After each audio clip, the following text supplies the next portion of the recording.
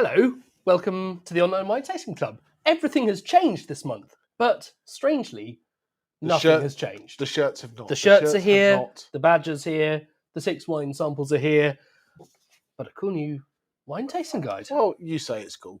We can let the people. We'll let the people decide, but yes. So, fantastic. So, good evening. Welcome. For those of you here for the first time, lovely to see you. I'm Jamie. This is Alex. For those of you who have joined us many a time before, thank you for coming back.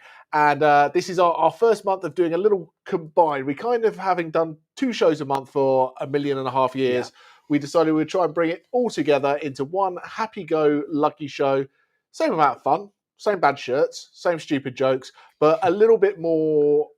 I use structure very lightly here, very lightly.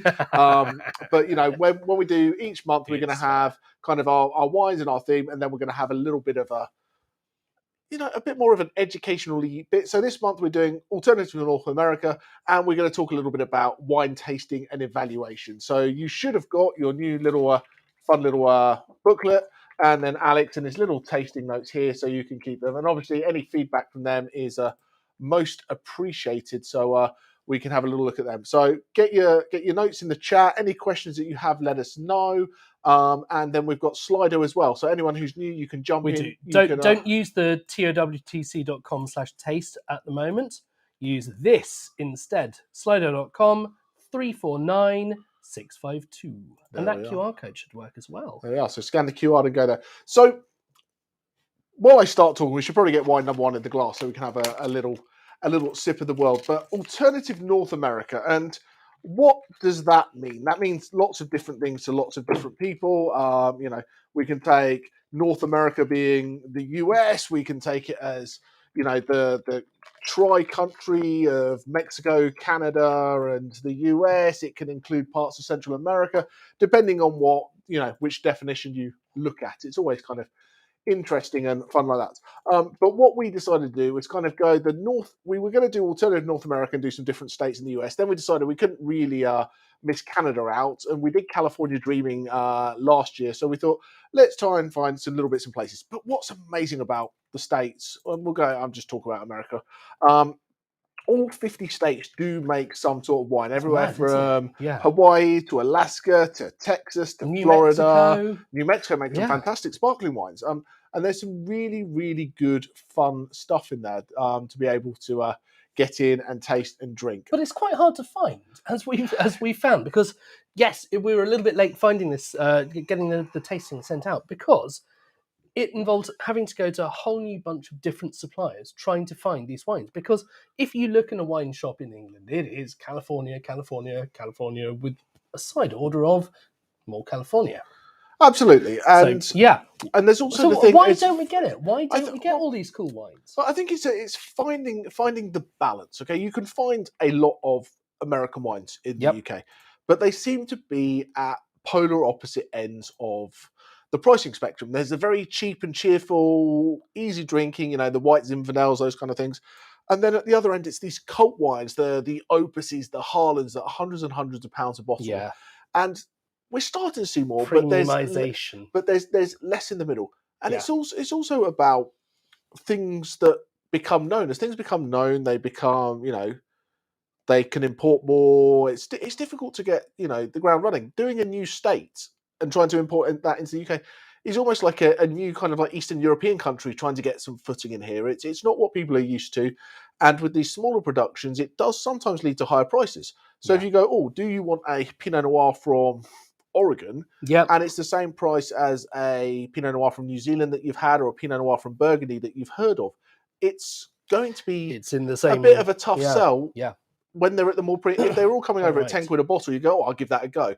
But hopefully we can go through. There's some different styles today. We're doing New York, we're doing Washington State, we're doing Oregon, we're heading into Canada across the border, all the way in the north. So lots of fun stuff. And while we do that, we'll kind of jot in and out of the tasting notes. We've kind of gone a little bit of a mishmash between WSET tasting and quartermaster sommelier tasting and things that we think are important. So Let it's us know in the chat what you think. Is this a nicer format? So I'm so sorry for seeing some people haven't had their packs arrive in time. Bloody Royal Mail.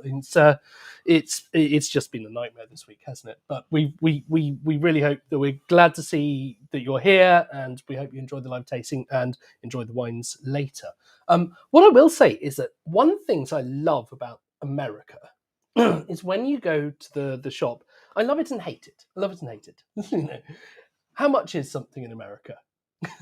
Let's look at the bill. Right, what is the bill? This is what the menu says. This is a $15 bottle of wine or a $15 glass of wine.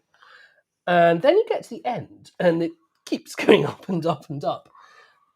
I think a lot of people are now on lots of WhatsApp groups. One of the WhatsApp groups I'm on is with a whole bunch of wine merchants, and there's been a fascinating conversation about whether we should follow the American rules, because many people know that at the end of this month, the taxes on wine are going up, and the duty is going up an awful lot. on some of them, On some of them, not on sparkling, and not on low alcohol Riesling. not on low alcohol Riesling, so But he's happy. But on red wines, the vast majority of everyday drinking wines.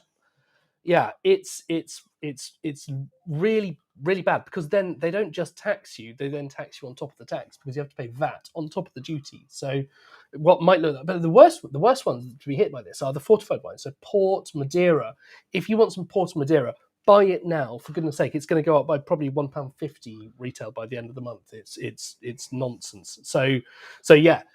I love the American approach of putting the tax down separately, so you can see we're not ripping you off. It's so much of this wine is going to the state. But it's also like, I mean, we should probably start drinking some wine. But it's really interesting that you go. And I remember one of my first experiences when I moved out there was I went of all the fancy places. I went to a McDonald's, and it was 2 burgers for $2. Yeah, so I got there and I got $2 out of my wallet. It's like, no, it's $2.22. I'm like that, but it says 2 for 2. But why? But anyway, speaking of the States, we are in the States and we are going to start in New York State. And this is Hosmer, and I think these are a great winery. They started in, well, they've had the land since the early 70s, but the winery really started in 1985.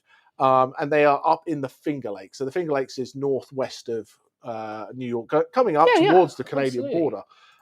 Should I fire up a map? Yeah, let's stick a map up. Look at that. You can see why they are called the Finger Lakes. They sort of stretch down like, Edward Scissorhands here.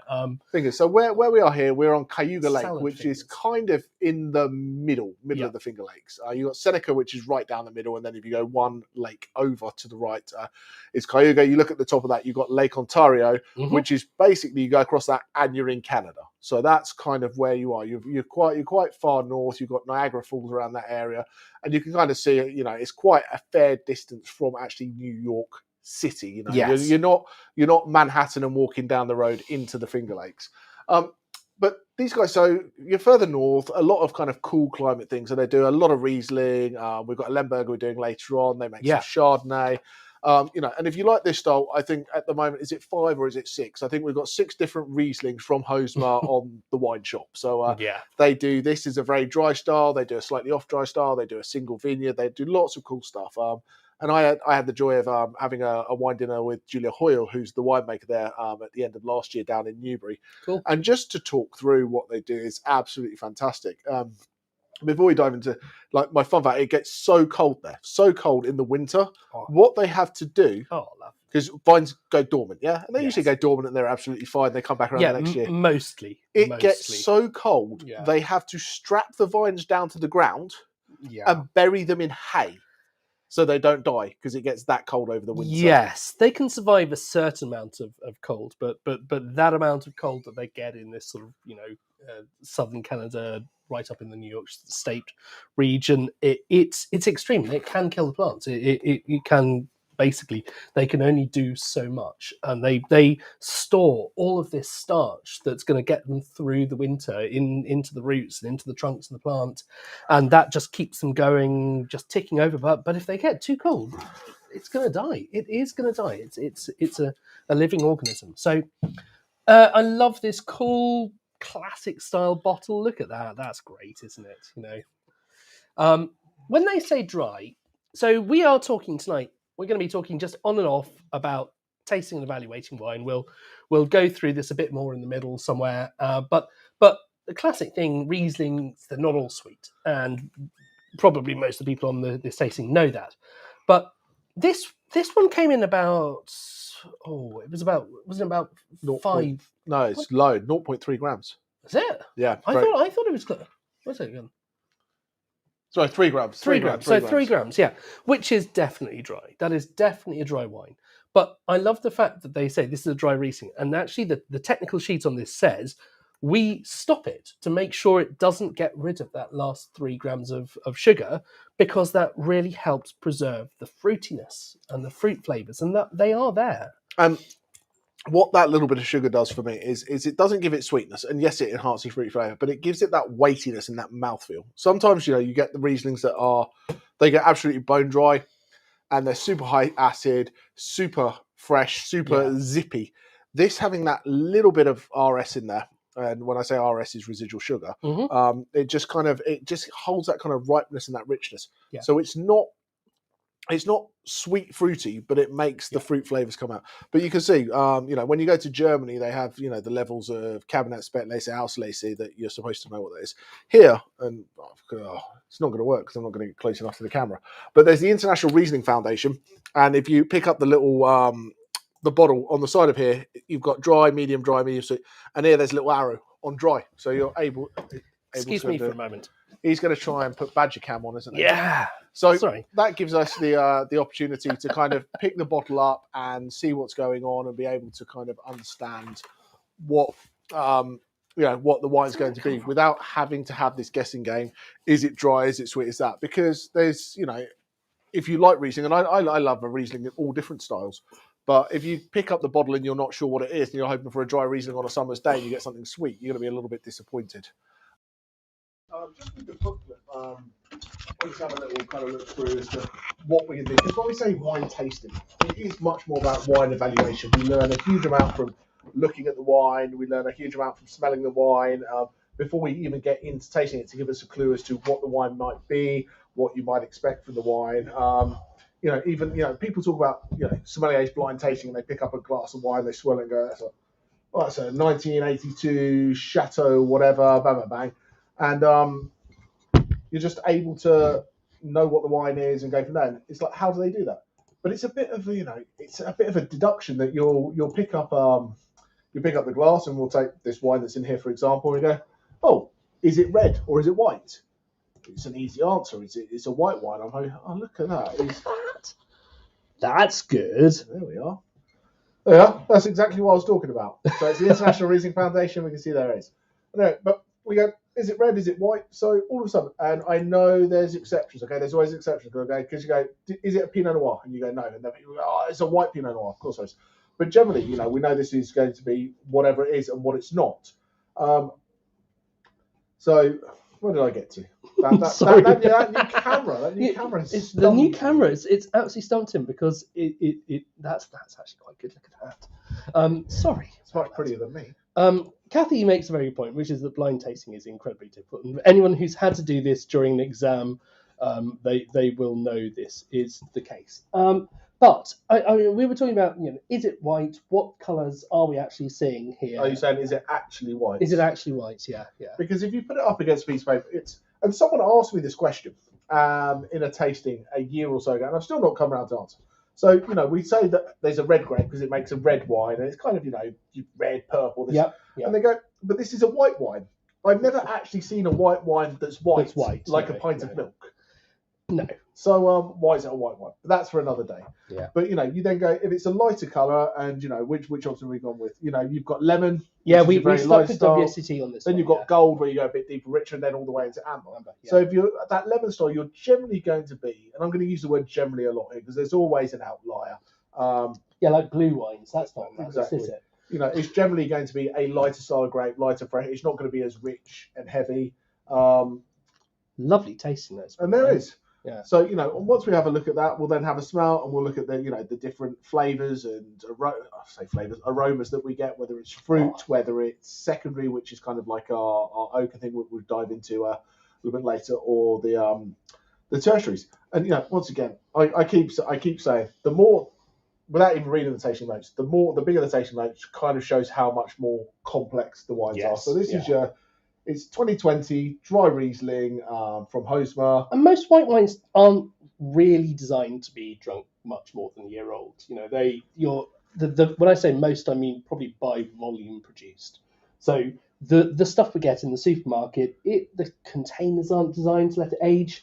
The wines are deliberately kind of unstable. They aren't. They will tend towards going off, and it's fascinating. One of the things that we've been exposed to is we've had a lot of kind of commercial wines through our sampling service, and one of the ones that I really remember was that Jamie was given two different vintages of the same wine. They said, should we just put them all in together? Do they taste the same? And Jamie tried them. It's like, they aren't even close. Do you remember? It was an Italian, wasn't it? It was a Valangina. Valangina, yeah, absolutely different wines after just a year. So the thing is, both wines were drinkable and nice, but the older one had lost a bit of that fresh fruitness and was more kind of melony and that kind of flavour.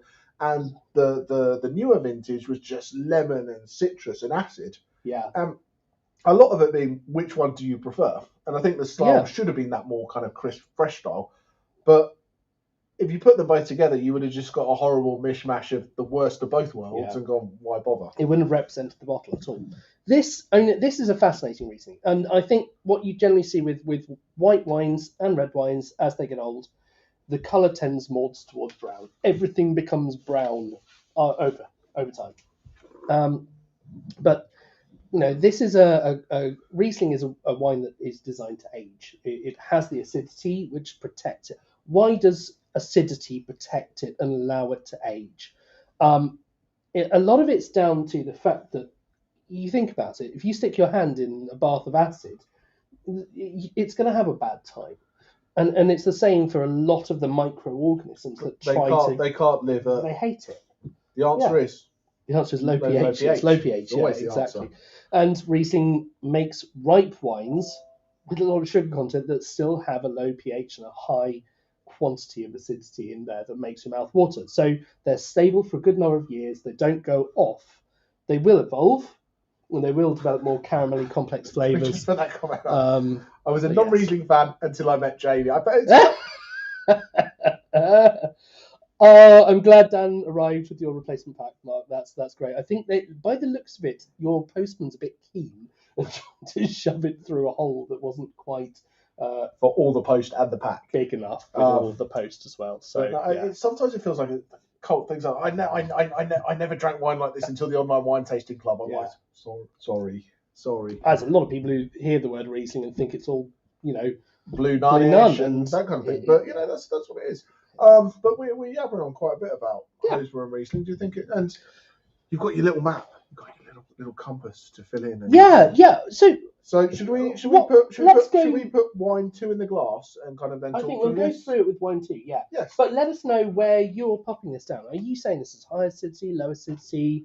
How are you getting some of these same flavors that other people are picking up? I hope that the tasting sort of the words cloud gives you some ideas as kind of things. But generally speaking, start with the bigger group. Is this a flower? Is this a green fruit? Or even just beyond that, is it a fruit or is it a spice? It's really, really lovely to be able to just start with that kind of high level point and then start drilling down. Okay, I'm getting citrus, right? So citrus, but is it a lemon? It's kind of almost more lime, isn't it, this one? I'll give you some of mine. Oh, you've drunk it. Okay, it's Riesling, of course. You're on the Riesling. I'm done with the Riesling. All right. You just finished it. Yeah. You swine.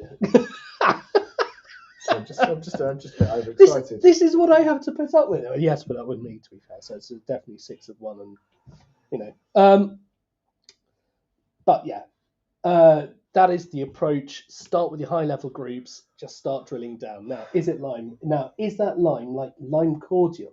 Which is, I'm kind of getting it's more like a lime cordial than a fresh squeeze. Than zesty, fresh, super. But and I think the big thing is wine vocabulary can be hard, and there's this muscle memory kind of it, and it comes, blind tasting comes with lots and lots and lots of practice, and it's not about blind tasting. Is a skill. I will say it's a skill, and it's a difficult skill to learn. And when you nail it, it's magic. When you pick it out and someone goes, "What's this?" and you get it right, you go, "Yes, I'm a genius." Yeah. But also, how often do you actually get a glass of wine in front of you when you don't have the bottle or the wine list, or someone's told you what you're drinking? It's very rare that happens. It's basically a game. But when you turn around and go, "Oh, here's an apple. Eat an apple." Yeah. The only time we don't pay enough attention to what we eat and what things taste like. We just eat it and we go, that was an apple, unless it doesn't taste like you expect. And then, oh, there's something. Yeah. And when I go, how do you know what an apple tastes like? It's because you've got an apple in your hands. Yeah. You go, oh, that's an apple. Even when so we talk about the reason why we try to take why we try to even things out and judge things fairly by getting rid of it and by doing things blind. But if you're in a judging competition like the International Wine Challenge or the IEWA, the Independent English Wine Awards, we've both been down there in Bristol judging that. And I think I was a bit surprised when I did it for the first time recently, where you got given a thing saying, this is a pecorino from Italy. This is a thing. So even then, when you are trying to judge it as fairly, you're still giving some context, some grounding to your judging, aren't you? Well, because it's not a guessing game. No. It's about saying, is this wine stylistically correct for the style, for the region? If it's not, is that because it's interesting or because it's weird or because it's faulty? And that's what we're trying to put it against. But, the high level stuff really helps, because if you go, oh, it's a little bit, and, with white wine, I say there's four main groups. There's citrus, there's the tree or orchard fruits, there's the stone fruits, and then there's tropical fruits. So if you can just get one of them, and go, or two of them, or whatever it is that you go, it's a bit citrusy. That's great. And then you can work down into, if you want to. If you don't, it doesn't matter. And just so you know, we both found this one quite hard to place as a Riesling. We really did find this quite hard to place as a Riesling because it was a little bit different. Have you got the bottle for wine number 2? Well, yeah, I do. That's great. But so Sophia had got the Riesling as medium high acidity. I think that's pretty spot on. Don't you? I completely agree. I completely agree. It's not high, no. But you've got that little bit of sweetness that kind of makes it feel like it's dulled a little bit. But medium high would be absolutely top with that. Anyway, should we move on to wine number 2? We've moved the tasting notes on to wine number 2. Absolutely. Kathy, bloody work, eh? I know. Catch up later. We look forward to seeing then. So, honey, a tertiary flavour, or can it be from the sweetness of the fruit? That's an excellent question. I often think that the presence of oxygen helps create that honeyed flavour. I would say honey is a tertiary developmental flavour, because its honey sits with caramel. It does, doesn't it? Right there. You do have some of those floral things, honeysuckle and melon and things like that, that have that honey-ish feel. Which are very primary. But I think if you're going for that true honey, that kind of almost like slightly burnt kind of thing that you get with honey, I truly think that's probably more likely to be tertiary. Yeah. But there's always going to be a wine that tastes just like this, and you can have you take a dessert wine that's young, that will be honeyed because it's got the almost like a honeysuckle thing, but then it's got the actual sugar in there that makes it taste honeyed, quite right. And it doesn't have to be any age, so there we are. Yeah. Oh, that's a game changer. Like you can actually see the embossing of the logo. Very swish. Yeah. So this is the Alexander Terroir series. So Dr. Ravana, who, for those of you who might have joined us for one of his one-off tastings, a cardiologist. Cardiologist, absolutely. So he has a. Can we actually put that people can read the tasting notes on the back of the bottle? Not far off. Yeah. So cardiologist, he's got 3 main vineyard sites. So he's got a winery called Corazon del Sol down in Argentina. He's got Ravana Estate in California, and then he's got the Alexana project up in Oregon. So Oregon, we're in the Pacific Northwest, so we're go California, go north. If you get to Washington State, you've gone too far, come back down again, And this region is renowned for things like Pinot Noir, Chardonnay, Pinot Gris, and sparkling wines as well. and some really good Yeah. sparkling wines. It's not dissimilar to what you find in Burgundy. You find does quite well in Oregon. But I've always loved this region because I think it's always for me offered the best of both worlds.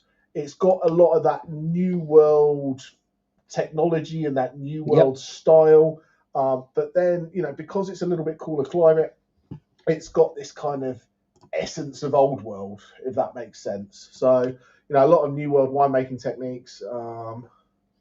Yeah, I agree. I agree. I don't think I don't know. Maybe Virginia's making some very good Pinot Gris as well. But I think for anything that you're going to see on a commercial scale, I think Oregon, it just has the climate for it. It does really well. You've got great areas. You go coastal. You get enough warmth for ripeness, but you get enough breeze coming off the ocean, and it's far enough north to have that coolness to keep the acidity. And the fact that this is a 5-year-old bottle of Pinot Gris, and I think that's what feeds into this comment from Sophia. So it is like you compare it to a lot of the Pinot Gris that we've featured. It is subdued on the nose. It's not. It didn't wow me when I smelled it. I was like, what the heck's going on? Did you say, Jamie, what have you done? Yes.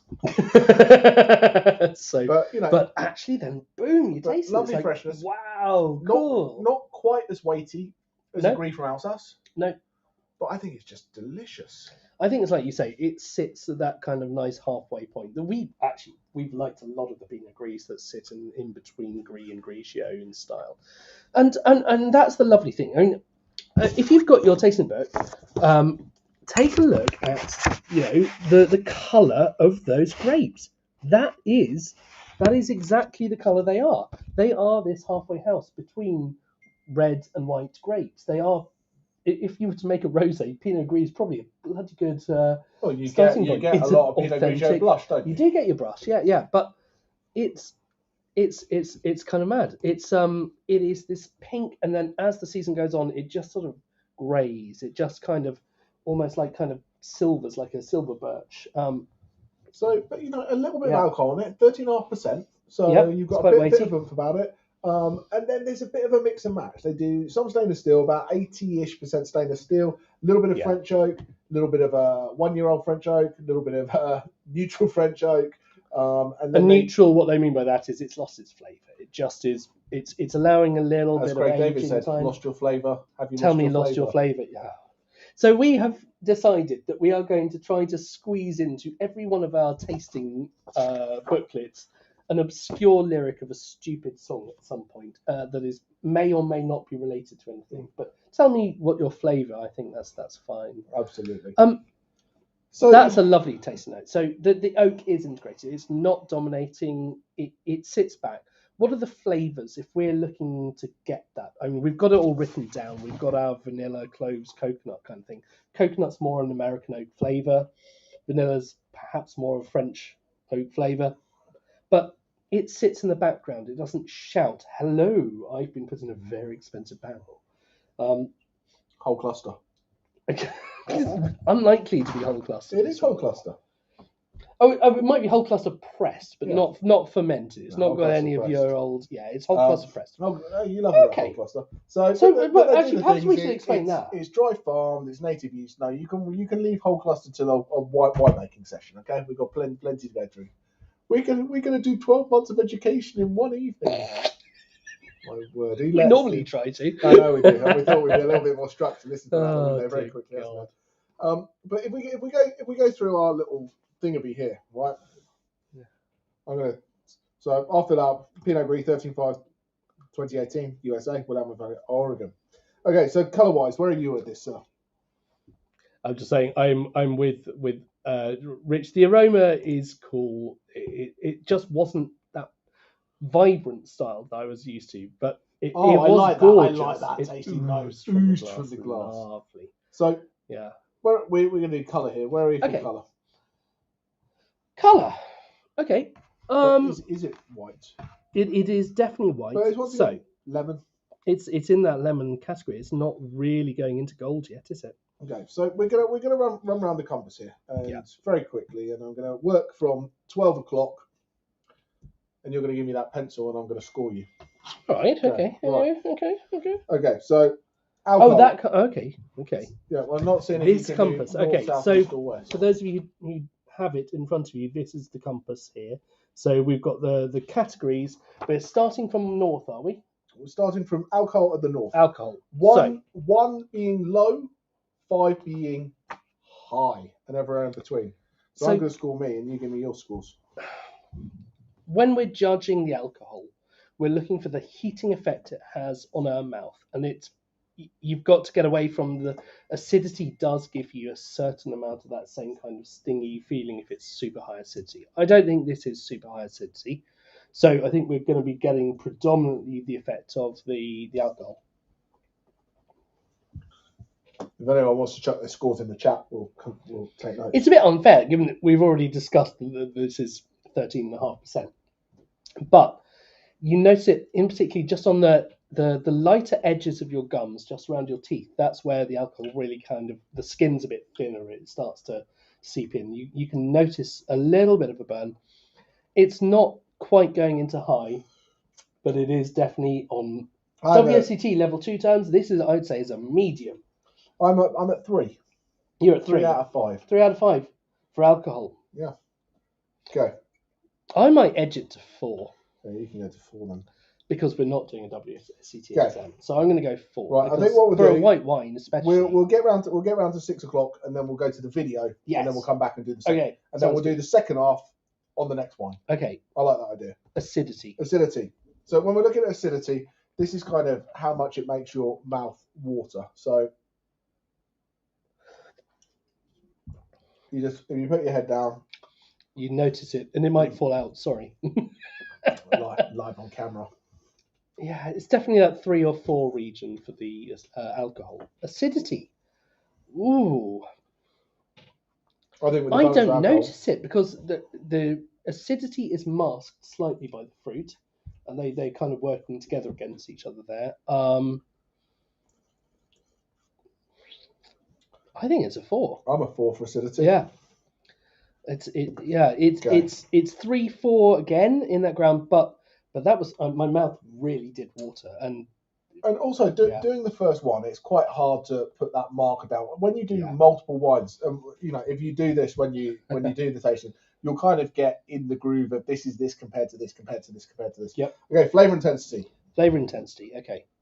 This is kind of how much when you taste it just boom is there. Is it subtle, or does it kind of shout that it's in your mouth? I think there's a lot. There's a lot. I'm on 4 as well. What I quite like is that, so we were ahhing about which bits we pulled in from sommelier land and WSET land. Identifiability, I think, is a lovely thing in there that we've got. How obvious are those flavors? I think this is great. Mouth-watering thing of having another glass. Absolutely. Yeah, that would be high. That's high. That's definitely up there. There are some very strong flavors coming through there for me. It's not clouded. It's not just a blur. It's not this blend where you get some indistinct things. There's something going on, but you don't know quite what. That's got some really waxy, identifiable features, and in this sort of tarragon baked apple kind of thing that's going on. That's fabulous. So while people are getting their last sip of this, should we probably go to the vineyard and have a little chat with our Rivanna people? Yeah, I haven't actually seen this one. I know. They recorded it especially for me. How very good of them. Oh, not for me. Fair enough. Not for you. So if you want to finish sipping in, get your last bits of your thing dialed in if you want to. These are the winemaker and the viticulturist from the Rivanna estate in Oregon, just to run through this particular wine for us. See you in a bit. See you in a couple. Yeah, you definitely. Especially with the heat out here. Oh, God. Sure, yeah. That'll cool you off.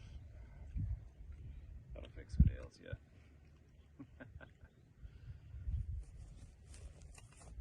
Are you ready? Mm-hmm. All right. Hi, everyone. I'm Tressiter Burns, winemaker at Alexana Winery. I'm Drew Herman, Director of Viticulture for Alexana.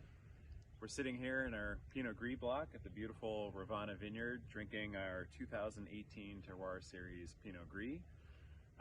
Talking about our Pinot Gris, we make a fairly serious Alsatian style. It's a grape that we take very seriously here. About half of this is sourced from the Dundee Hills, including our own vineyard here, and that Pinot Gris goes into barrel fermentations. We even sprinkle in a little bit of new barrel to add a little bit of spice to the equation.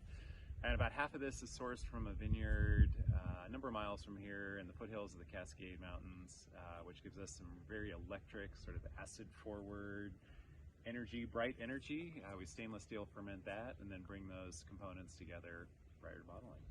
Yeah, and the block is showing beautifully right now. It was planted in 2003, so these vines are about 20 years old.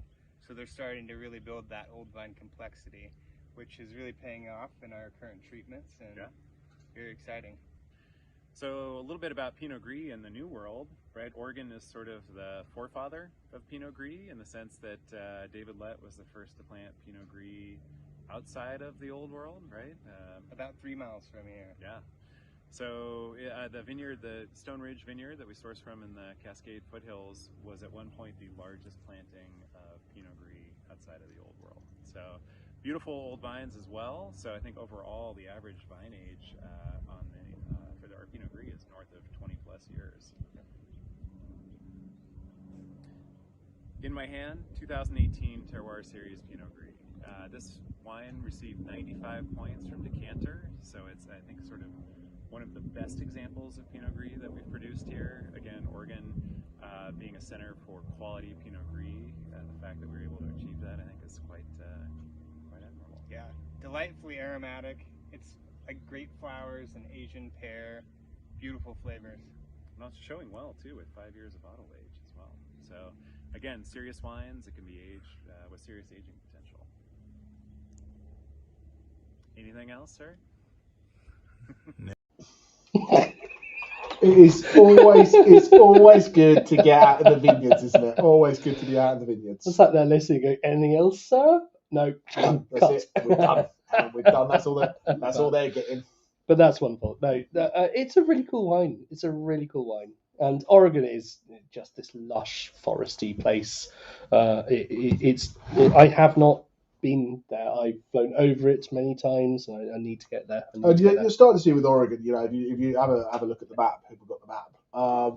The main area you hear of in Oregon is the Willamette Valley. But then you'll start to see within Willamette Valley, you've got different sub-regions, Dundee Hills, Yellow Amity.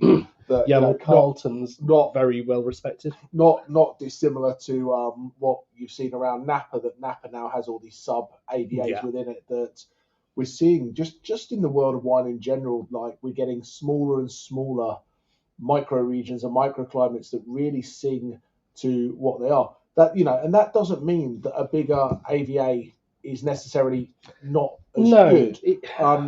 You will just get less typicity. Like one of my favorite wines on the planet, Orange Swift, is just California AVA, and it's sourced from great vineyards all over the place. But if you get a Yamhill Carlton Pinot Noir, it tastes like a Yamhill Carlton Pinot Noir. If you get, and you can tell there's different. Yeah. But it doesn't always mean that it's world class. You can just get a world class, just Willamette or just Oregon AVA because they've picked the best fruit, but they've moved something from here and there and blended different things together. Anyway, do you think it's time to go back to New York City? I think we should go back to... not New York City. Yeah, New York State. I think, just on your point that you've got there, which is an excellent point about... So I had an excellent point. Please jot that down. Jot that down. Time Alex said I had an excellent point. Jonathan Lee really loves this. It's absolutely Oregon. We've all got to get out there and visit it.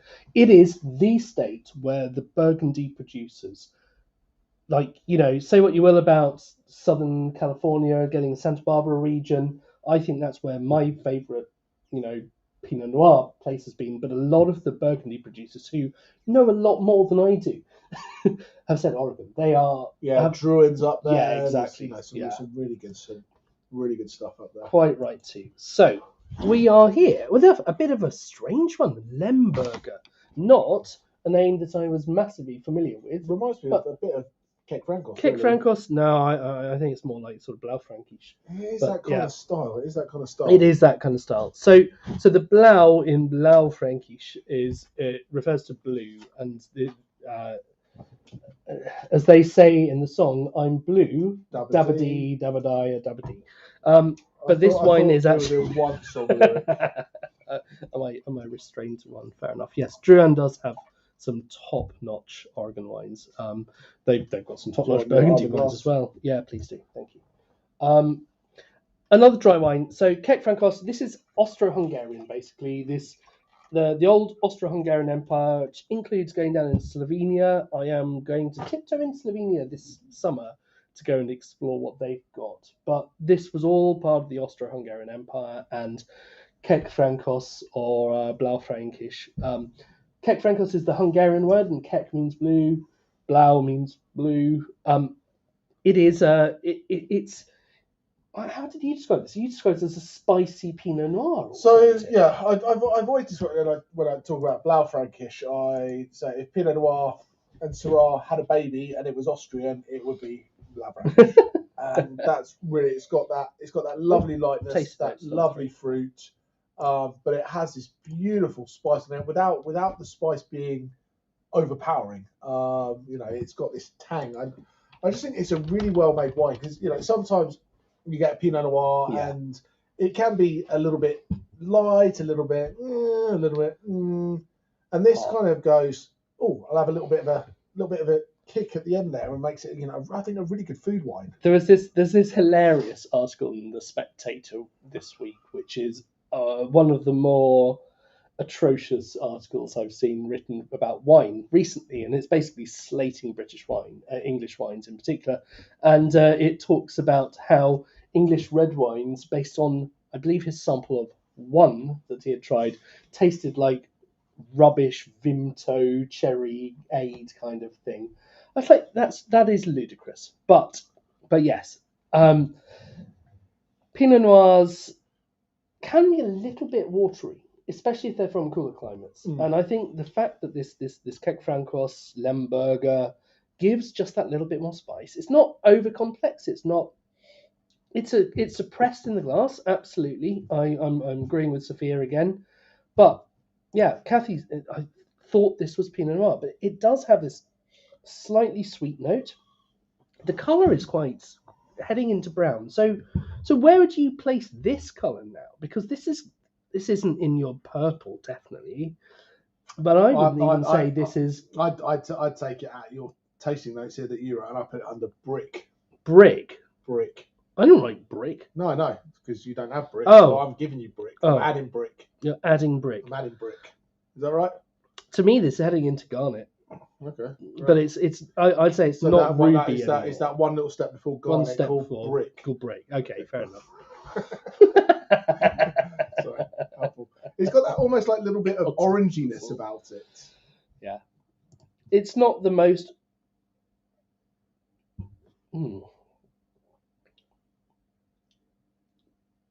I'm saying it's on the nose. It's certainly not the most complex. In the mouth, you have to search for it. This one, you have to search for it, don't you? It's not a smack. Here's vanilla, red fruit. No, it's definitely subtle. It's subtle, and it's quite. And I just say about this, So sometimes we say the best wines in the world are the ones that come out and sing a song and shout in your face, and when we judge at IWC, we get told this in the briefing most mornings, like, the shouty wines are easy to score high, very easy to score high, and it's the ones that just are a little bit passive, do what they do it quietly, but do it very well. Sometimes get lost, and sometimes get drowned out by the you take the last one we tried, the Pinot Gris. The Pinot Gris is like, whoa, hello, here I am. I was literally just thinking that point. This has less flavour intensity than that. So I think that brings us quite nicely onto two topics. One is complexity. So complexity isn't necessarily how hard it punches. It's whether it's got an uppercut. I don't know anything about fighting, but it's the variety of things it brings to the table. So I think we should take a look at the tasting notes. So, how many different clusters? And the clusters are the bold comments in clusters are the bold bits on the left of this part here. You are obsessed with this weekend. I love it. It's great.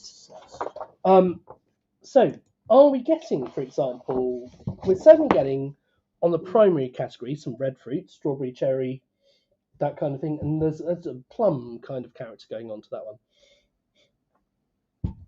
Oh, a light carpaccio of beef. Oh my god! Right, okay, Sophia. Hey, food and wine pairings Food next and wine's month. next month, but bloody hell, yes, absolutely. But I'm also getting some spice. So as you continue, I'm just going to jump on to John's comment here that it reminds me of Freddie Spatnagunner. I don't think it is, Spatnagunner obviously being Pinot Noir. It's not dissimilar. Good umlauts. I don't think I'm really going to, in a blind tasting, be able to go, is this Pinot Noir versus Blaufränkisch? Like when I'm put on the spot, it's a tough one. But yeah, it's got some nice fruit, exciting times. So we're getting a few different clusters from primary. So is it a complex wine? I'm getting a little bit. I'm certainly getting a bit of cream from it. Not butter, but something that's a bit lactic coming from MLF. Yeah, I'm not getting much from yeast. So I'm as you go through the technical terms, I'm just going to go back to very high level. Is it a simple wine? No.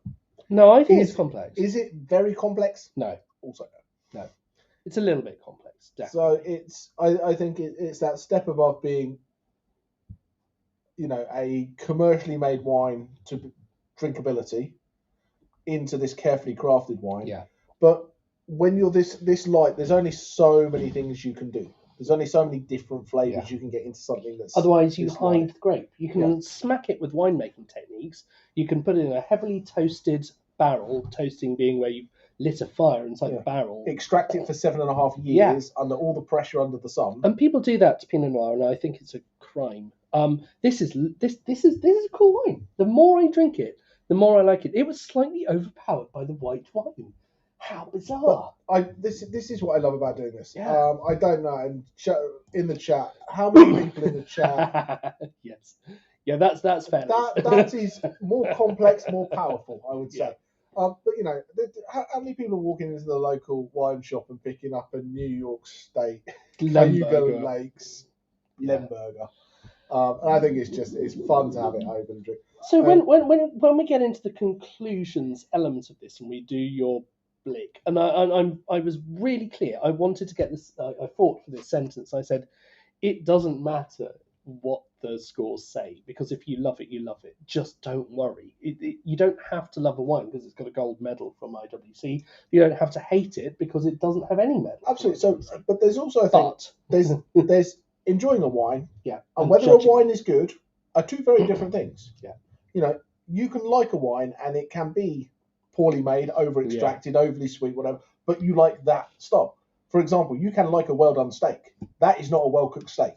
No, it's not. I agree. I suppose. But anyway, let's get out of steak and let's get back to blick. Back to blick. So B is for balance. It's like Sesame Street. Badgers. Yeah, B is for badgers. Balanced, like two badgers on a seesaw of the same weight. And what we talk about with balance is, and he's got notes on balance. I've got it there. You can read it. So you can read the notes, but I'll give the quick 1-2 on it. Is different things do different things. So you can have very high acid. Yep. And if you don't have big fruit to go with it, it will be out of balance. But you can be high and high. The same with sweetness. When you take a dessert wine, if it's really, really, really, really sweet and doesn't have the acidity, it can be sticky and cloying. But I've tasted some dessert wines that have nearly 300 grams of residual sugar per litre. And at the end of the sip, they are as fresh as a daisy because they've got so much acidity. You want to... Well, what's the way Coca-Cola is stacked full of citric acid? Tannins based against power of fruit. Yeah. Too much tannin and not enough fruit. Not balanced. Or too much alcohol and too much alcohol. Not enough. So you've got all these different things that kind of come in together. to be balanced. So if it's balanced, you can we've put a 1 through 4 rating. With WSET, it can be acceptable, good, very good, outstanding, Yeah. whichever one you want to do it. So we have balance. We then have L for length. And that's how long it hangs out once you've had that Yeah. sip. If it just So disappears, this doesn't have the length massive is does it? Yeah. it doesn't. No. I'd say it's good length, but Yep. it's not outstanding. It's absolutely. And then we go I for intensity. Okay. Which this does not. This is an interesting one because it's a light wine, and you take how light it is, but how many things are going on. I think there is a level of intensity in there for the lightness of the wine. Yeah. There's an intensity. It's like spikes. It's like got a spike on that kind of cherry side of things. Actually, I might turn on this. Oh yeah, sour cherry and cherry. That's good that people are agreeing. That's fantastic. But yeah, it's not like there's lots of things that are poking out there. There's a few that are sticking out, and you can see that from the word crowd. That's actually a really good example of that. So complexity, there's complexity. There are bits of it's good cardboard, pear, spice, not outstanding, but not outstanding. So if we take these and we go, okay, with our balance, I think it's very well balanced. Yep, the balance is very very good. Yeah. Yep. We then go the length. The length is good. It's not very good. It's not outstanding. Yeah. Good to very good. Yep. Yeah. We go. I'd say complexity's intensity. Go intensity first. Intensity good. Good. And then complexity, very good.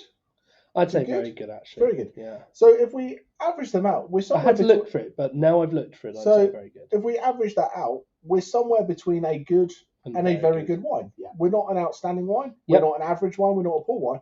And that's not about whether you like cherry or you like that kind of goes the structure of that wine and how it's made and how it's done. It is a good to very good. We're just trying to find a standard way to score the wines so that you get so many competitions for wines where it says, well, this was rated as the top wine from this particular village rated by this person on this day. Some are just meaningless. You have to have some kind of a standard system to. He scored a gold medal from Jamie and Alex. From Jamie and Alex, yes. Well, the wine was made by Jamie and Alex. Yeah, or the award was given by my mum or something. Yeah. So that's a big part of this. It doesn't matter. It doesn't matter.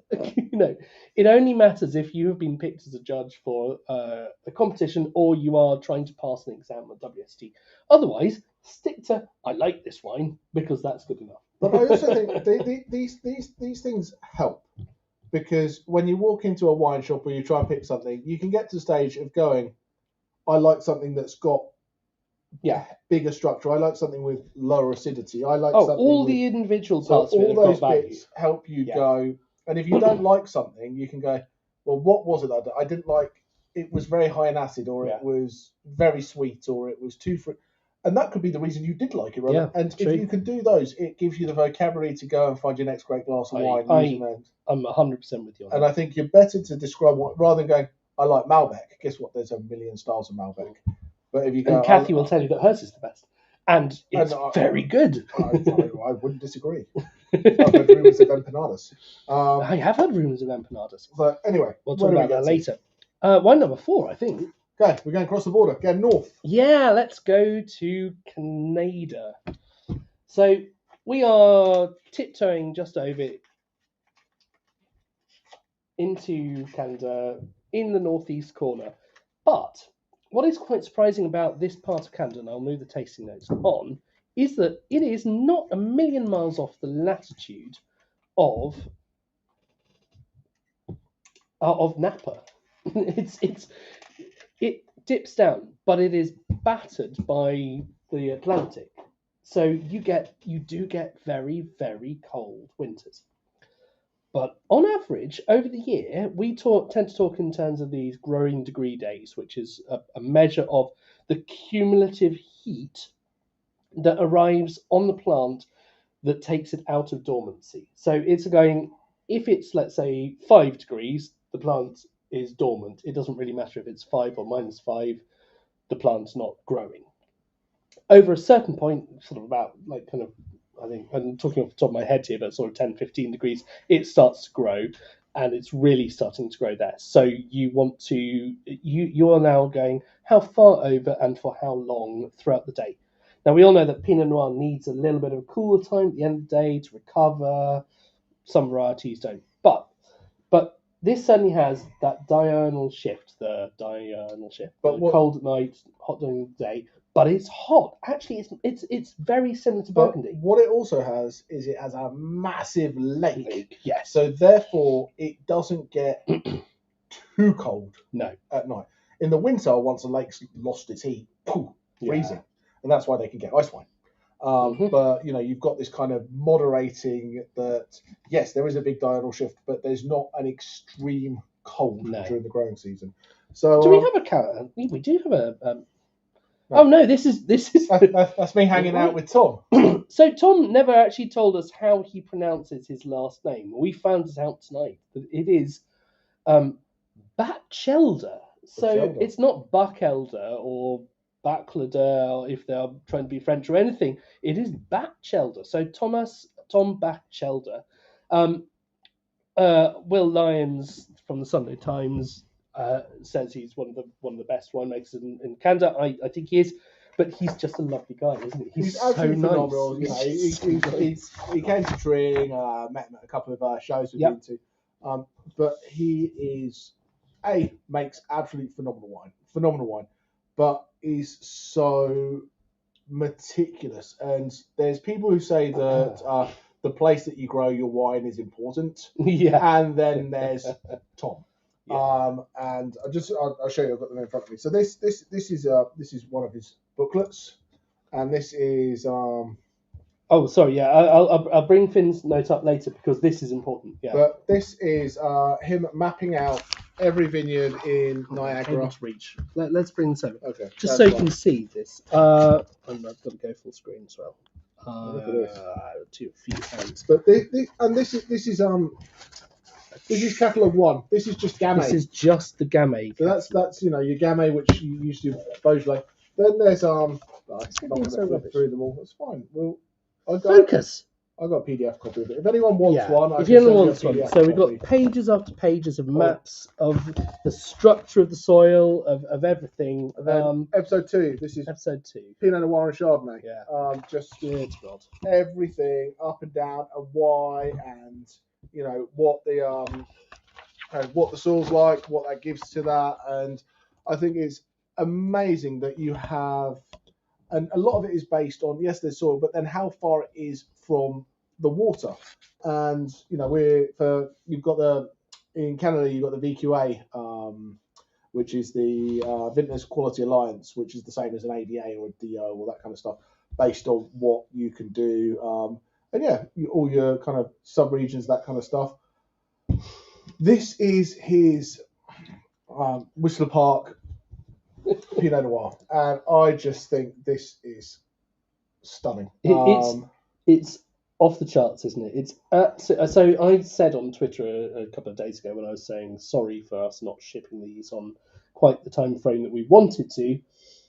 Oh my goodness, these 3 reds are bonkers, and this one, it starts off. He describes it as iodine and like spice and blood, and he literally said, I have no idea when I first tasted the wine that came out of this, what the hell to do with it. I just don't know.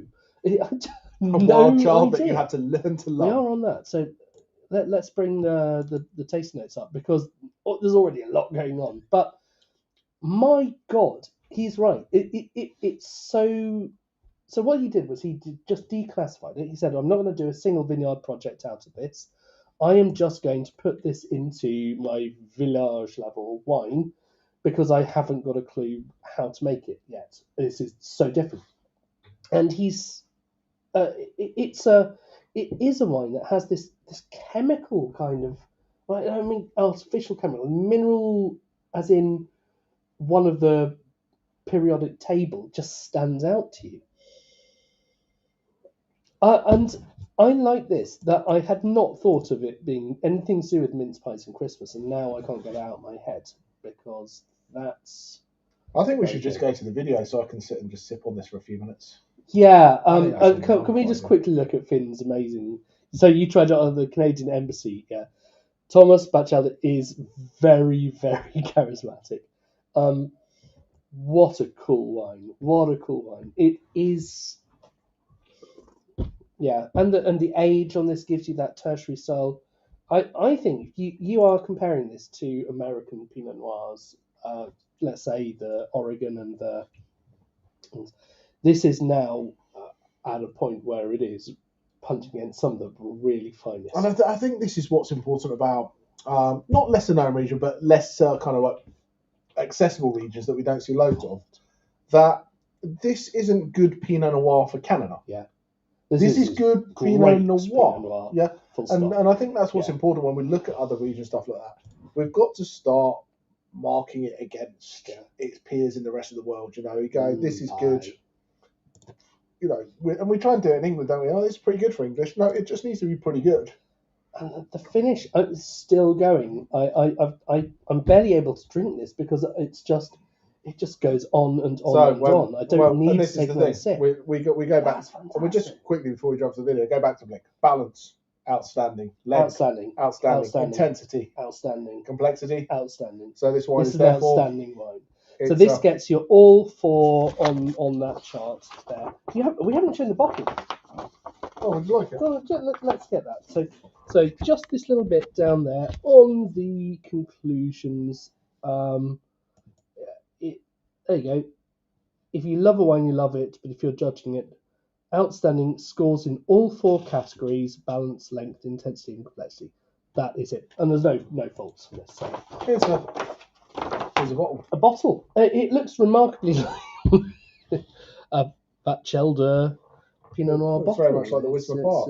It does, yeah. And there's lots of different 20-mile bench VQA. There's lots of different Batchelder Pinot Noirs that come through at a variety of price points. Yeah. So you can see on the classic sort of grid system that lots of North American people work on. You can see exactly where the vineyard is, and there's a QR code to find out more about it.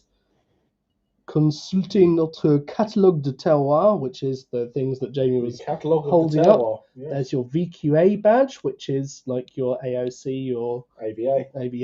It's the AVA of the North. It is. And that's really hard to see. But yes, even a map of where it's made. But a stunning wine. We can get more of that in if we need to. But there's not much of it. He only makes. Oh God! Did I put it down? 136 cases. 136 cases of that wine. Mad. So yeah, and it does. It just hits those buttons. It's absolutely spot on. I think that's one of my favourite Pinots I've tasted recently, and it's great value because it's such a good wine. So, I just hug it. we should hear from the man himself, shouldn't we? We should. You got too excited and you forgot there was a video. It's like, don't more Pinot. We'll see you after the Pinot video. It's a little confusing in Vineland because the Wismars own and farm a lot of different sites. So we use the suffix park. Wismar Park right here. Above it's Wismar Wingfield. That's mostly Chardonnay with a bit of Cabernet Franc. Just across Victoria there, you have Wismar Foxcroft. That's Gamay and Chardonnay mostly. And here in Wismar Park, it's only Pinot. It's like a Grand Cru strip of Pinot along the bench. The soils here are a little reddish compared to the usual brownish gray of Niagara, and that seems to impart a bloodiness or an iodine flavor to the wine. We think it's a magnesium oxide in the soils that give us that ferrous flavor. We still have such a foursquare, irony feeling, a drive within the wine. 309 rootstock on reddish magnesium oxide rich silty clay and limestone soil. Limestone soil. So yeah, for those who like to geek out, right. So 20 months in new, slightly used and neutral barrels from Burgundian Coopers and Forest, racked to tank by gravity, under pressure of inert gas, minimal clarification, so it's not like finding and filtering the heck out of it. less than 1 grams per litre of sugar. It's from the 20-mile bench VQA, which has a north-facing good downward slope. The vines were planted in 1999, so now they're pretty older. They are the clones of 115, which I think is Dijon, isn't it? And 667 on the 3309 rootstock, which I think is quite. If I remember that one off the top of my head, I think that's quite lime scale. It's good. It's good on high pH soils for light lime scale, and it goes into this red magnesium oxide rich silty clay soil that he's talking about there. That's a guy who cares, isn't it? You know, You've got that for every wine in the portfolio. It's sometimes we do these shows and we find a great wine and then you go yeah, can you tell me what the alcohol percentage is? yeah, No. no. haven't Or got that. it's right. It says it's 12%. You look at the label, it's 13.5. It's like, great, thank you. Yeah, their Chardonnay. the Chardonnays are just mad. We would have put an entire tasting of his wines, but it would have been a bit expensive. So maybe that's one for the winemaker series later. So yes, but yeah, I'm going to drink that. Okay, so next wine, or yeah, I'm just gonna. Can I just have a Pinot Noir moment? Yeah, right. God damn, That's enough of that. That's good. Okay, so now we're going back to the West Coast. Other fantastic. People say West Coast is the best coast. So West side. Back into the Pacific Northwest, and now we are up into Washington State. So Washington and State, a love story of a wine. Oh. That's not focused. Come on. Subduction Red from Syncline. So we are Columbia Valley, and within Columbia Valley, it's a split between Horseheaven Hills, Yakima Valley, and Red Mountain is where these are. Yeah, and you these can grapes see the come exact percentages of the blend there, which always makes me happy. Also, 100 barrels produced. That's it. That is it. This is super, super cool stuff. I'm so delighted. I've got to say, I can't help but notice that 14% is written on a separate label. So I, being a nosy person, I'm going to pick that off and see what it says underneath while you pour some wine. You do that. I've got to see why is the wine over there? Why So- are they hidden that? So Washington State, I absolutely love, and no, it's well stuck. So yeah, that's why I Washington found State. that excellent. When I was first getting into wine and getting to learn about the good old US of A wines, I was always under the impression, what did they grow in Washington State?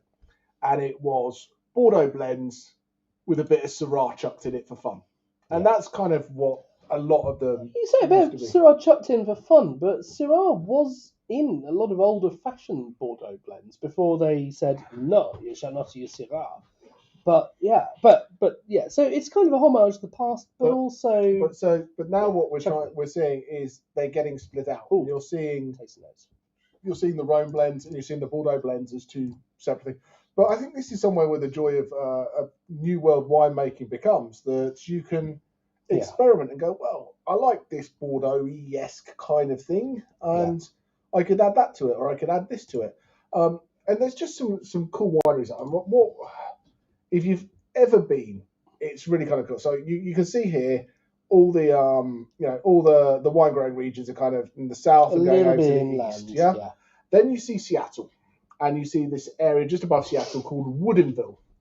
And Woodinville is basically where all the wineries and tasting rooms and all that kind of stuff is. So it's like it's basically like a strip mall for wineries that you go, you park. I think I haven't been out there for about 8 years, but last count when I was there was 108 wineries in this this area, because, and you'll like this. So you've got the mountains, and the clouds come in over Seattle, hit the mountains, They do that quite well. causing a lot of rain on one side, and on the other there is a rain shadow. So then you come over, and basically you're a bit more kind of like deserty, like where all the vineyards are. But a lot of people go, nah, I like Seattle life. So My yeah. vineyards are going to do what they do. I'm going to go out there and tend them, go backwards and forwards, and then bring all my grapes into Woodinville and Makes make my sense. wine there. So there's a lot less, there still is out there, but there's a lot less. When you go around Europe, you just the chateau is and the domain is on the vineyard, it's in the middle. A lot of Washington, it's done kind of like as proper agriculture, farmlands, that kind of stuff, and then they truck the grapes back over into Seattle to produce the wines. It's a better place to live. It's a great place to live. It's just a lovely climate. Yes, it gets a bit of rain, but it's just it is balanced. It's beautiful. the most English. Oh, God. It's just English, isn't it? It's the most English part of It's America. the most English just for the weather. For the weather. Yeah, so I went there. I've been there a couple of times, and I went to Seattle, down actually to visit Microsoft, which is just southeast of Seattle, and to talk to them about why their mobile phone strategy wasn't working. That's just a different lifetime ago. But we finished our discussions a day early, so I then took the car and I drove up Mount Rainier. And what I loved about this, so I tried some fantastic Washington State wines while I was there, but I hadn't been to any vineyards. And I went up Mount Rainier and found this vineyard in a flexi tunnel that was making dessert wine Chardonnay. As you do. As you do. and I thought it was the most bizarre wine I'd tasted because it had lost all of that refreshing Chardonnay-like character and it got this kind of weird thing going on. And yes, it was super sweet, and it was just like, but I just love the creativity of American winemakers. I love the fact that I was like, yeah, sure, we're in the wet part of the state, and we're up a mountain where it's too cold because we're quite close to Canada. So let's just build a plastic tunnel and let's make some dessert wine Chardonnay. Absolutely. So yeah, it's a fun thing for you with your label peeling. So I think, and I don't know if I'm wrong or right, over here it's got to be it's got to be to the 0.5, hasn't it? To the I think that's what it 0.5, is. and the tech sheet here is 13.6. So it was probably labelled in the States at 13.6. And they've rounded it up to 14. Probably because they didn't know what Jeremy Hunt was about to do. Well, it doesn't matter, does it? It's still in the same category. Aha! He's right. He is right. So when I peel off, okay, let's go full screen again. He's absolutely right. When you look down there, it says 13.6% there, but by European labelling standards, it has to be 14. But it could be plus minus 1.5%. Oh, can I tell you, I'll Barry down the pub's going to be upset he's not getting enough alcohol in his glass of wine now. Right. So I love this wine. We when we tasted this through, I thought this was sensational. Well, but it seems a bit subdued on the tasting notes. So either people are on board and they've gone to bed, or they're not getting as much as we thought, just getting overloaded with pepper. So get your tasting notes. That's fantastic. He's only saying that because he wants to come to the barbecue. He should come to the barbecue. But I love this wine. I absolutely love this wine. It is that Rhone style. Oh, Ian, by the way, your bottle of Orange Swiss Slander is still at my house, so you need to come and collect that, or I'll drink it. But what a great wine! What a great wine! This is a foodie wine. And there's a reason for everything in it. There's the Syrah gives it spice, the Mourvedre gives it structure, the Carignan gives it this aromatics, the Grenache gives it fruit. It's just cool. I'm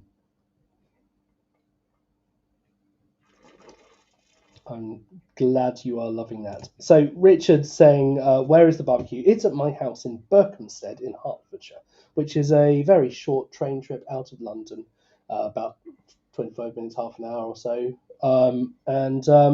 Yes, so should we say the date now? It's moved slightly. We were talking previously about the 4th, but it has slipped, as with most things we do, to the 8th of August. So it is a Tuesday, and that is down to not having my children in the house to ruin the filming. But basically, what we'd love you to do is to just let us know that you want to come, and we've got a limited number of space, of course, and come along and tell us what you think of the wines, and hopefully the food will be pretty nice and absolutely. too. And if you fancy bringing a bottle to share, we'll do some little outtake filmings and stuff like that. Or any empanadas or anything, for example. To be fair, all these tasting notes and food pairings you've been popping on for the last couple of years, it's time to shine, people. Time to shine. California Nebbiolo. Okay. Oh yeah, just because you've had one, wear them. All right, stop showing off. Yeah, so I never think that Italian varieties do very well in California. Nace does well. Okay. Zinfandel does well. Okay, thank you, Captain. Find the odd one out. Palomino does well. But things... Shush. Sangiovese, Nebbiolo, a lot of people have gone to Italy from their Northern Italian reds especially really struggle when they go to that. So yeah, I don't know. It is interesting because you would expect them, because they do quite well in Australia, in like McLaren and places like that. Coriol, people like that make some really good Sangiovese and Sagrantino and stuff like that. And it's not dissimilar to some places in California. It's very logical they tried, but it hasn't worked. Like your Castello di Amoroso, amazing, hilarious architecture, but the grapes don't make brilliant wines, in my humble opinion. So, and I've tried a few others on the Sangiovese side. I think there was a big project, wasn't there, from one of the massive wineries who went all in on this. They were going to go and do this. So yeah, I think just the one winery that does a decent amount of Italian varietals that do it very well is Seghesia. Yeah, but that's an Italian family that came over and did it, and they picked the right clones. They knew what to do with it. Yeah. I was just being the guy. I was just poking. You're poking about, absolutely. Absolutely. But yeah, so this, and also this is, it's all about the fruit coming forward. It's neutral oak and concrete tank, so it's all about letting the fruit sing on this. It absolutely is. Okay, I love the fact that pepper is the big tasting note. Pepper is the big tasting note, and that says the fact that Syrah is the number one. So Syrah gives you a flavour of black pepper. So the fact that it is there front and foremost, absolutely, that's the defining characteristics of this thing. But I think this is a lovely balance to it. What do you think to the balance? Pop into the notes what you think this would do, balance-wise. Is anything standing out a bit too much to you? I won't be insulted. Just let us know what you think. But yeah, otherwise we've got obviously vanilla and clove from the oak. We've got a bit of cherry from, probably from some of the other grapes that are going in there. So your Grenache would give you that sort of thing, wouldn't it? Dark fruits, chocolate, so that Mourvedre character comes into it. Toast, probably from barrels. Dried fruits from a little bit of the age that's on it. This is 2019, so it's got a little bit of age on it. It's not overly tertiary. It's mostly primary and secondary, this, to me. Yeah, and it has got a little bit of age, 2019, but not loads. This could hang out for another 10 years quite easily, I think. It's bold. It's a very fruit-driven wine, but absolutely delicious. It's a very meat wine. There's a lot of, we should just do the same wines again next month for the barbecue.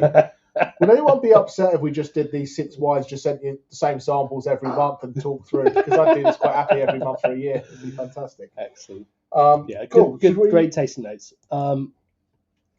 Should we continue? I think we should continue. We should continue because it's about that time of the night. So it is getting to that time of night, which is a shame, isn't it? It is a shame. It's been great fun, amazing fun. So wine number 6. When we tasted these 6 wines through the other day, just to give us a little preview, generally speaking, when we do a tasting, Jamie will have tried the wines at various different events in London, and I won't have done. So it's always quite nice for me to get a little bit of a chance to have a sneak preview, but we don't always get a chance to do it.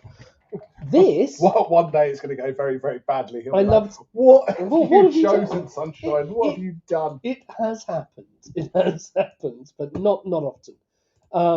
generally speaking, is the reason why you're an award-winning sommelier, and I'm not. So, but this one, I love the story of it. I love, and when I was writing these notes, it was all about the fact that this quote.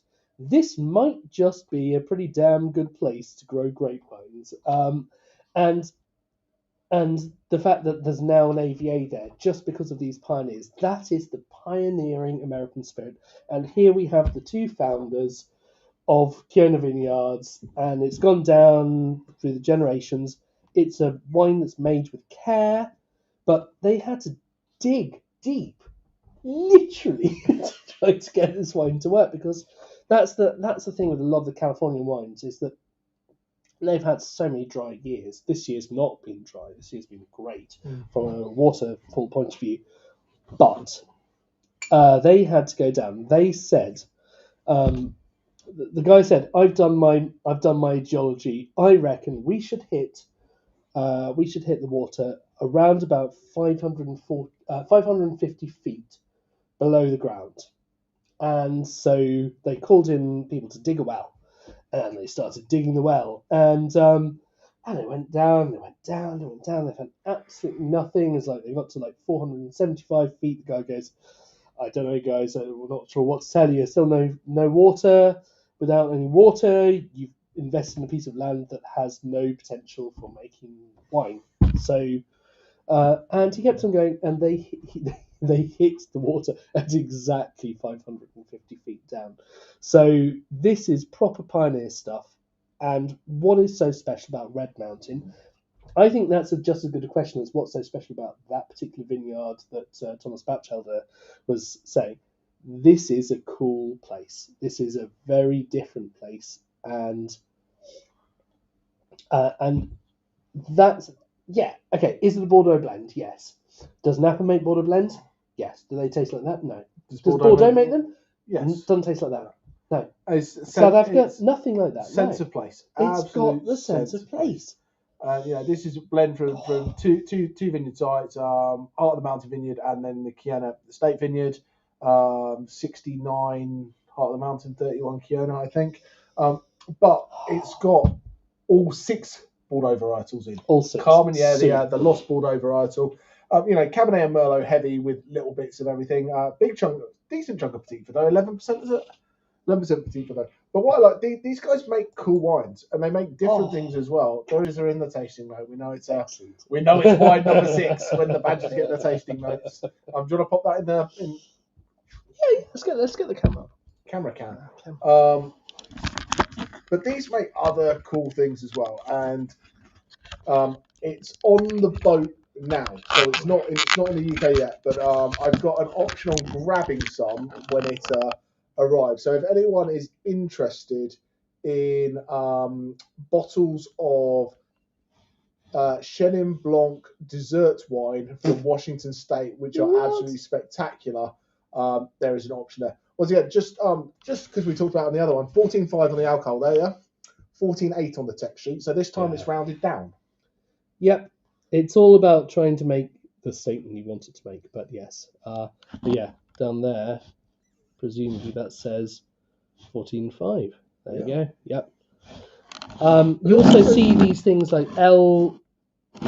What's interesting, it also says 14.5 on the top label, so it's obviously been labelled for the UK, but the text sheet from the States is 14.8. Yes. Sorry, I misread it up there. That's cool. Sorry, this is probably a bit geeky and technical for the end of the night. Well, do you know what though? But okay, yeah, let's step back from the geeky technical stuff, because other than the hint of badger, this is mushroom. It's goes well with the badger and possibly a hint of snake, but it's that forest floor character that's coming through. Finn, were you on the 3 Wine Men Stellenbosch Cabernet tasting that we did? I think you might have been,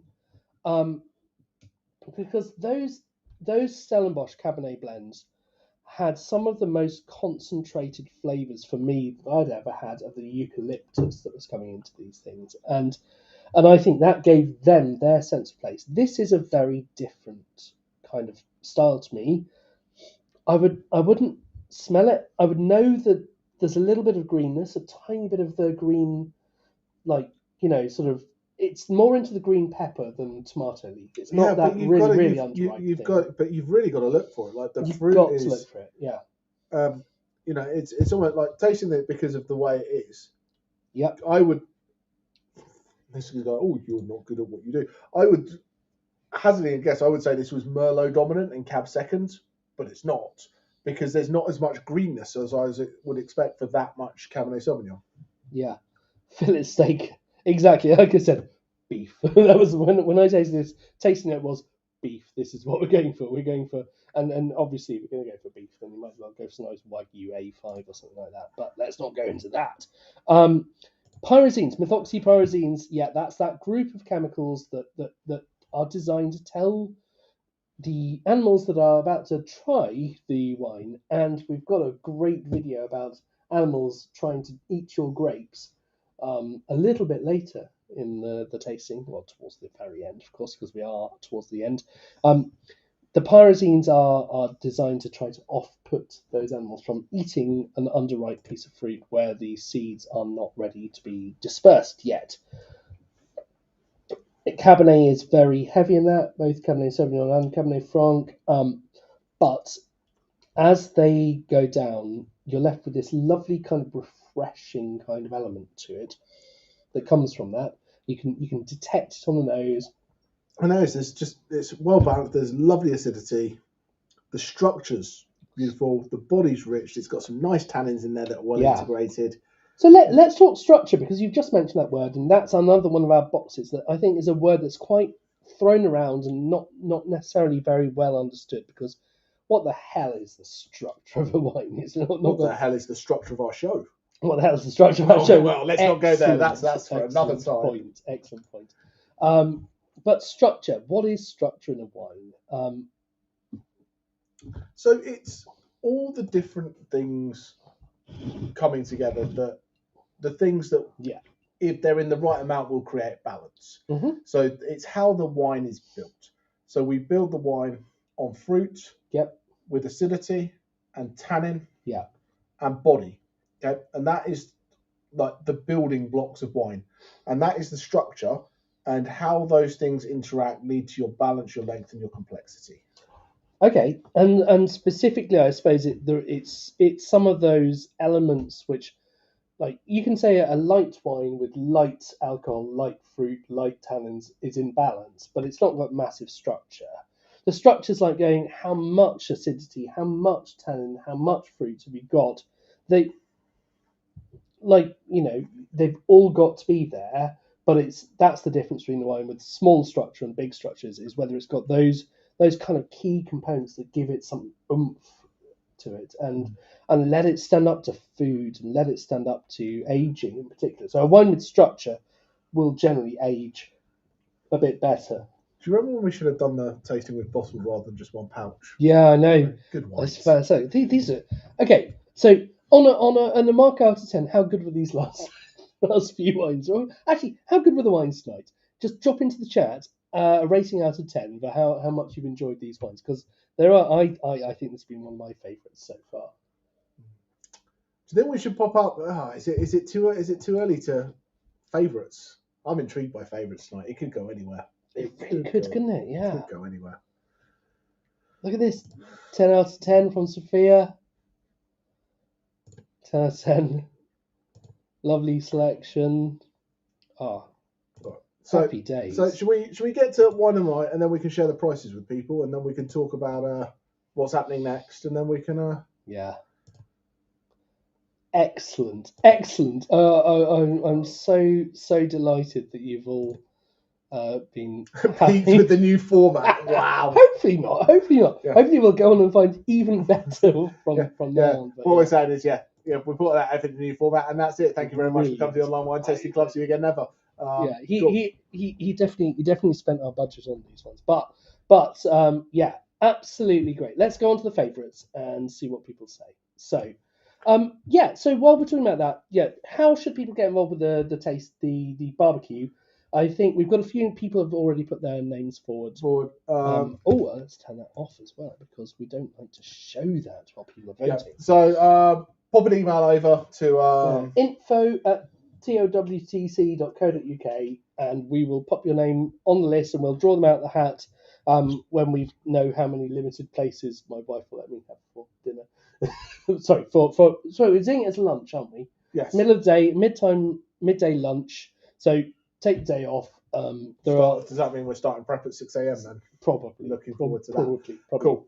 Yeah. But it's going to be the ultimate barbecue. Ultimate barbecue. All sorts of things from all around the world. Wines from around the world. And a little bit about food and wine pairing. But, we're just thinking it'd be nice. The learning objectives bit will be food and wine pairing. For those who can't join us for the barbecue and just anyone who's watching this catch up, just be aware our August tasting is going to be done as a pre-recorded, so you can catch up with it whenever you want to get that done. We'll get a date out when we're going to try and get them shipped out. It just basically depends on wines getting in and done. And, both of us have young kids and summer holidays and things like that. So trying to get a date to do a live show has been a bit of a nightmare. Yeah. What we may well do is once we get there, I might kind of host a kind of, not a live show, but maybe have a little, Zoom chat kind of thing that, we can have the show on and I'll join a live watch along. I'll join a watch along to, get involved and see how I look from the other side of the TV. Quite right, too. And also just while we haven't got a vote thing on this, have we? No. On the tasting. Oh no, I didn't need your ego strokes anymore about sorry, Alex wants to know if you like the new tasting cards you made. It's not about that. It's about is it so okay. Our thought for the cards was is it going to be a nice thing to have a little ring by cards that you can then do while you keep them and you can flip back. What the hell was that wine I tried from South Africa that went really well with barbecued steak? Oh, it was that one. So there are lots of nice electronic solutions for this, but I'm a technologist and I know that doing technology solutions is horrible. So I'd much rather have a piece of paper. I like to write my tasting notes and then after wine I have no idea what they say. Yeah, but I often remember, all I remember from tastings is that was a cool wine that really tasted of like iodine or something. That might be the limit of what I remember. So to be able to go back and go, oh, actually, okay, that was a really high acidity wine and that had super high flavor intensity and it was a really balanced wine. I might go and then pick this up later. So yeah, wine.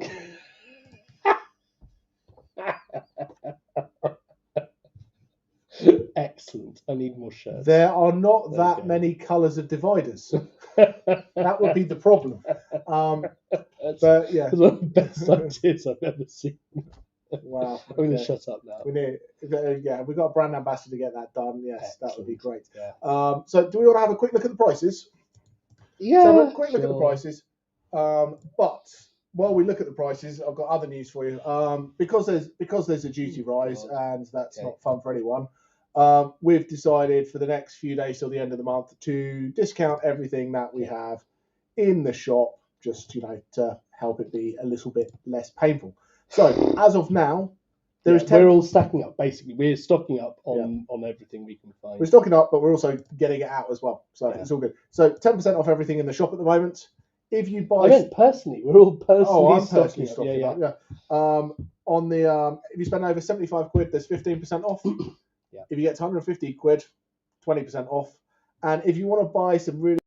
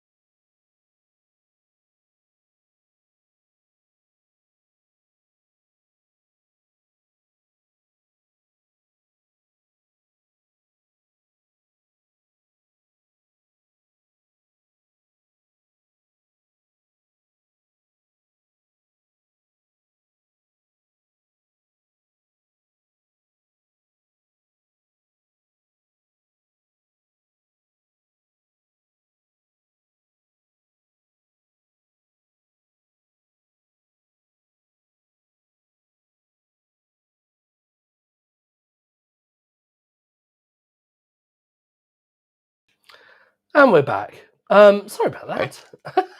Computer New- rebooted. New format, same old club. Same old club. Don't get Same old excited. Don't get excited. So And if you get all the way up to a 500 quid order of some cool stuff, we can do 25% off everything.